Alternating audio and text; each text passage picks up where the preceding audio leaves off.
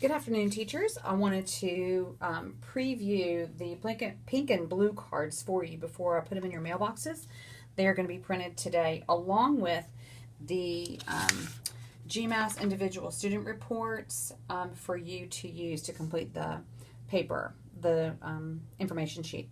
So I just wanted to let you know what I've changed with these from last time. I've added pre-K. So pre-K is on here and right there.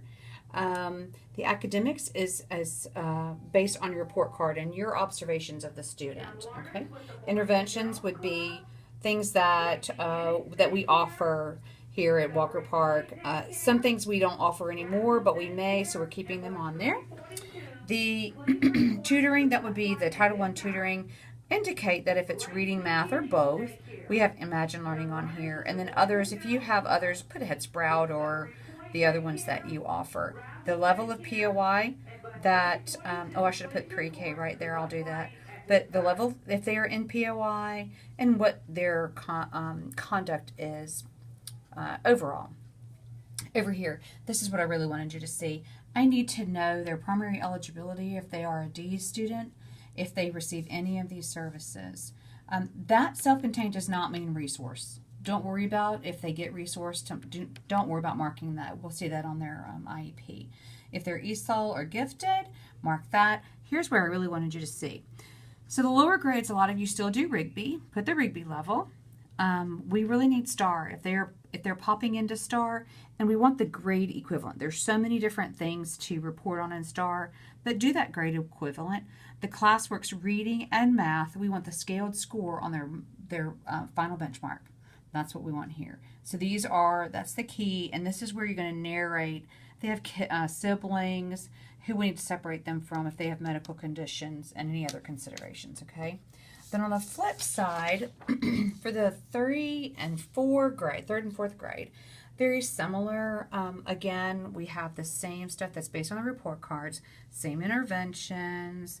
And because this is kind of like an Excel spreadsheet without realizing it, there's big blocks that really don't have anything in them because there are things over here that match up.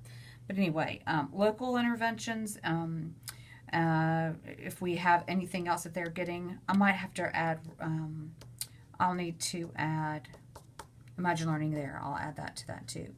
POI level, conduct. Anyway, I'll clean that up a little bit. This is what I really wanted you to see. Primary eligibility, SDD, SLD, EBD, OHI, whatever their primary eligibility is, mark that right there. This is really what I needed to break down. All of this information is based on that score report right there that you don't have yet, but I'm going to give to you. Then we have STAR, which is the grade equivalent, and classwork's reading, the scaled score, and the math scaled score from the benchmark. So as we break down this GMAS information, I want to show you where all this is.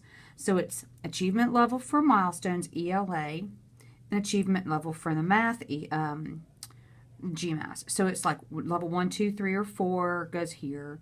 Level 1, 2, 3, or 4 goes there. We're only going to record math and ELA achievement scores. Scaled score for ELA, scaled score for math, science, and social studies. So that's a scaled score.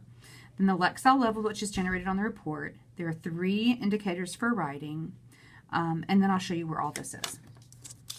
It's going to take a while to do this. So this is page 1. I didn't do front and back. And you can see it's kind of a breakdown. Page 2 is intentionally left blank. Page 3 down here is the ELA report, and then the page 4 is the math report. This is obviously a 3rd grade student. So we're going to look at this real quick. The front page has their 2 scaled scores and their achievement level. So you can use this front page to complete. Let's flip this over. You can use that front page to complete the scaled score items, which is here, and their achievement level, here and here, okay? What you're going to need to do for the other is on this page. It is on the ELA breakdown, the breakdown of ELA. So right here, when it asks for the Lexile level, the Lexile level is located right there for your student. Okay, that's where the Lexile level goes, right there. And then these 3 indicators for writing, those are going to be found right here. So you're going to see like 2 out of 4. It doesn't look like it's in focus very well, but 2 out of 4, 2 out of 3, and 1 out of 4. So you're going to put on this piece of paper right here a fraction. 2 over 4, 1 over 4, 2 over 3, whatever it is right here. And then that should finalize what you're going to pull off of this milestones report. So really, you're going to need 2 things for the milestones. You really don't need that one per se, so long as you have these 2. The ELA breakdown and the math that tells you what the scaled score is. I hope that helps. If you have any questions, what I will ask you to do is when you get your students' individual student reports, these aren't to leave the building. They are preliminary, and I asked Dr. Royal what he wanted to do. He wants to keep these here at Walker Park and not take them home. Then when you're finished with them, please return them back to me so that I can shred them. We do not want these in the hands of anybody. The regular score reports are not out yet, and we don't want this to interfere with the distribution of the regular score reports. I hope that this is good for you, good news for you. I do know that it's going to take a little while. Got a lot of feedback on this, and I hope that this is what you wanted. If we still need to fine-tune them, I can do that between now and next year. So enjoy your day, and just return these back once we have class rosters put together. And if you want any feedback on that, I'll be glad to give it to you.